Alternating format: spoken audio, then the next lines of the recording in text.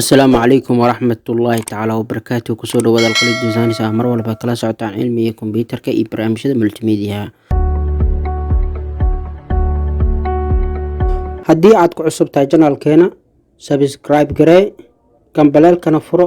cashirkan waxaan ku baran doonaa hadduu rabka noqdo taskbar maxaa la dhahaa horta. taskbar waa usha dheerta ee kombiyuutarka feelasha markay ku shaqeynayaan ay soo koraan kana la ushan dheerta.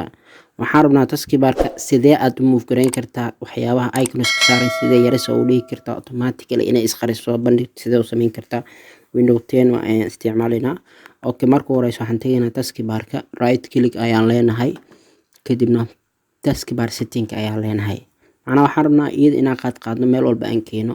marka horeyso ontana ayaan off leenahay, kadibna waa iska xireynaa. inaan move gareynaa rabnaa, kadibna drag ku samee qaybtaas korigay, qaybtan kala tagay, sidaa u soo celi. xawjida dhinac walba u jeedi kartaa adigoo left mouse isticmaalay. haddana right click leh, lock taskbar dooro. okay, meeshaan on ayaad dhihi kartaa xir automatically inay isqariso u baahanahay. dhag isqarinay soo bandhigay igu soo celi sida horeysa. icons ka saaran inay yaris noqdaan rabnaa. waxaad ujeedaa icons ka small inay noqdaan.